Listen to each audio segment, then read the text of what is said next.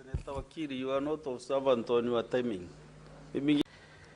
The tool is the annual address to the nation by the President, the joint sitting of the Houses by the President. Mr. Speaker, sir, in the address for this year, President Ruto paints a very visionary picture of Kenya's transformation through massive investments in irrigation, transport, and innovative financing mechanisms.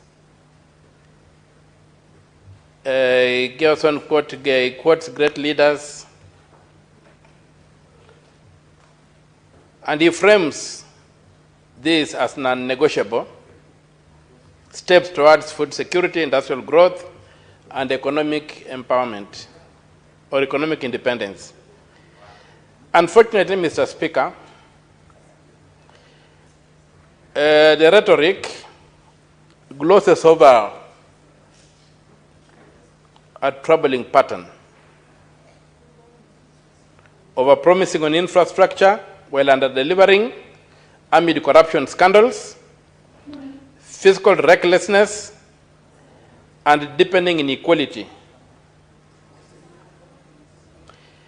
With Kenya's public debt exceeding 11 trillion, with a huge component of which is odious, cannot be traced or tied to any project, youth unemployment reaching levels that could not even be imagined, above 35%.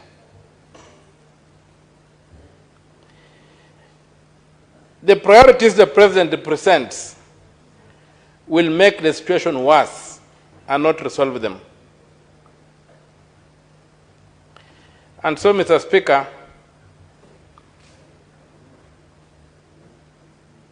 the vivid picture of mega dams, boundless energy, gleaning infrastructure, must not blind us. The grandeur of vision must subject itself to critical blueprint. Where is the blueprint to achieving what the President promises?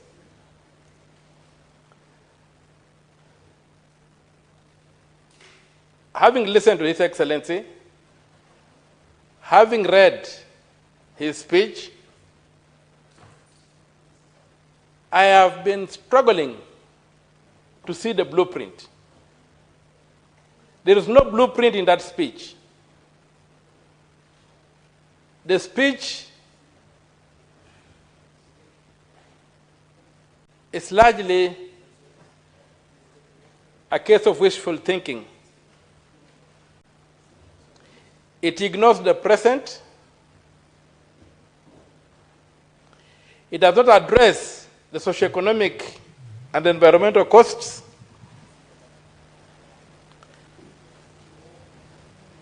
And then the mirage of financing.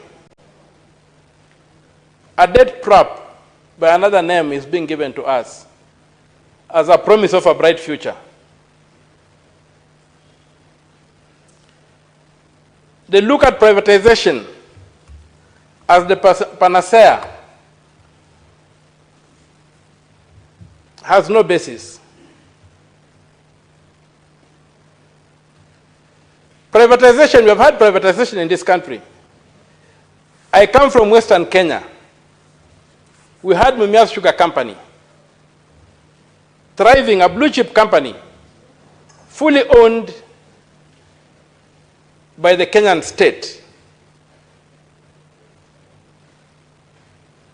privately managed by Bukatet. Then what happened? We were told to privatize. Mumias Sugar Company was privatized. Go to Mumias today, see what is there. The company was ripped apart. We must distinguish between ownership and management. Is the problem management or is the problem ownership by the state? You have been told that KPC is going to be privatized and is in the process of being privatized. And that when they privatized Kenya Pipeline Company, more Kenyans will have an opportunity to own it. Arrant nonsense. I thought that right now, all Kenyans own KPC. When it's owned by the ministry, by the state, it's owned by every Kenyan. Where does the narrative come out that KPC, when being privatized, will now result in more Kenyans owning it?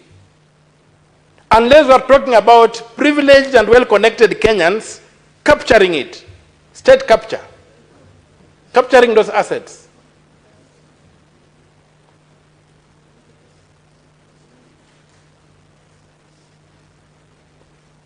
So, I think His Excellency should have done better and given us a blueprint on exactly how he achieves what.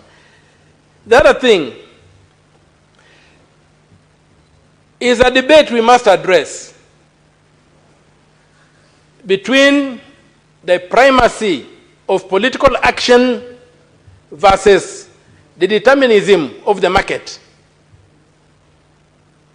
His Excellency cannot present the determinism of the market as a solution to a developing economy like ours.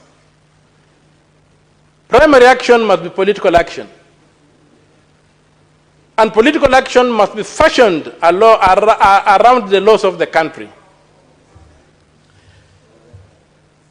I didn't hear the president address the question of odious debt and how he's going to deal with it and how he's going to recover the monies that have been stolen from the public and are stashed out. Well, I didn't expect him to address odious debt because just in the recent past, through something called Nyota or whatever, an arrangement between himself and the World Bank has added 13 billion shillings to debt that has been acquired outside the constitutional procedure for incurring debt.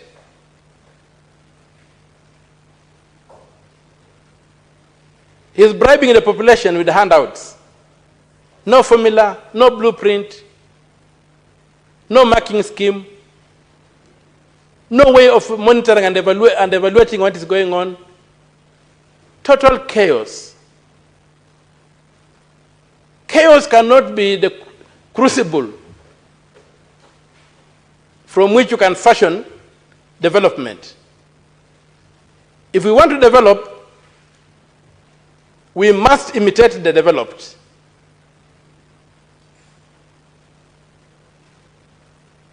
We must look at the critical sectors of the economy.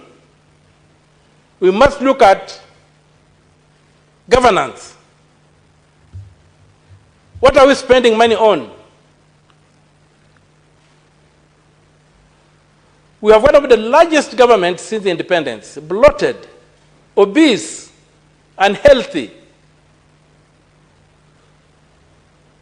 Too many principal secretaries, duplicious, doing nothing.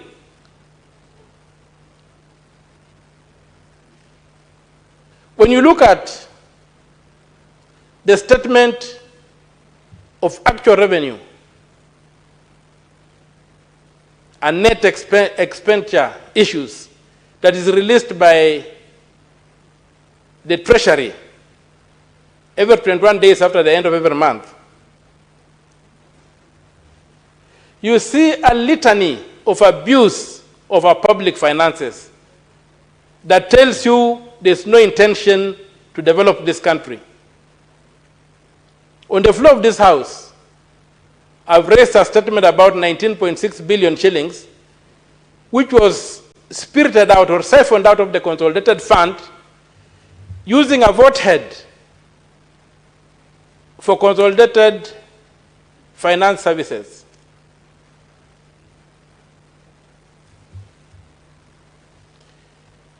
Mr. Speaker, it's a very sad day for me It was a very sad day for me sitting and listening to that speech.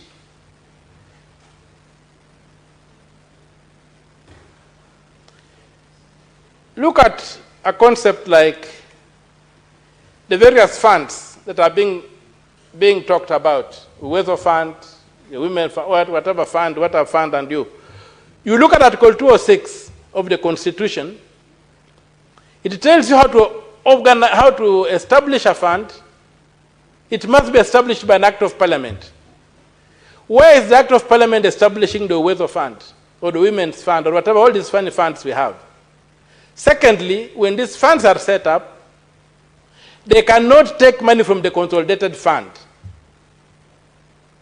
Funds must be financed by money excluded from the consolidated fund. So we celebrate and we believe that we shall break the law to achieve progress. There is no choice between the law and development in this country. There is no choice. If we want to develop, we must follow the law. If we don't want to develop, then we break the law. There's no choice. The law and development are not mutually exclusive. The law and development are two legs upon which this nation must walk, assuming the nation is a human being, or four legs, if it's a four-legged animal. So, His Excellency's speech, to me, was simply a public relations exercise. It was simply for him to demonstrate his skills at public speaking. He speaks very well in the public, and he did well. But it was devoid of substance, devoid of a blueprint, devoid of a marking scheme.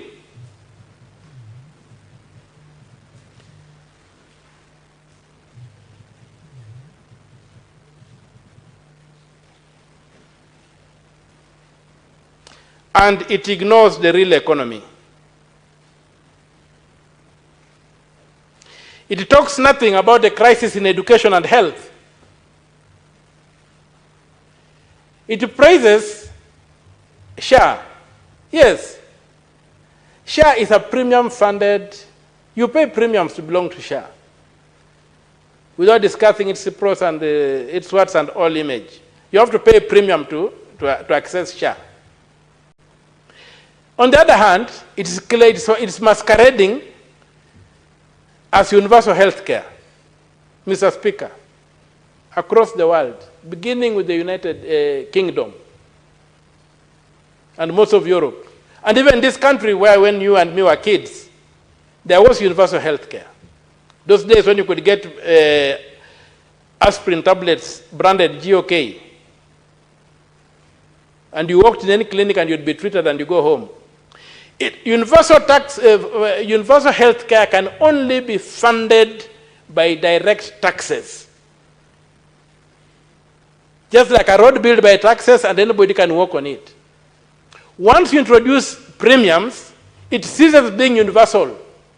It's only available to those who can pay. And so, continuing to fool Kenyans that we have got universal health care in this country is not acceptable. When you go to education, Article 53 of the Constitution is very clear. Every child is entitled to free and compulsory basic education. A child is anybody under 18. His Excellency runs a government that gives us fee structures. What's the fee structure for primary schools, for secondary schools?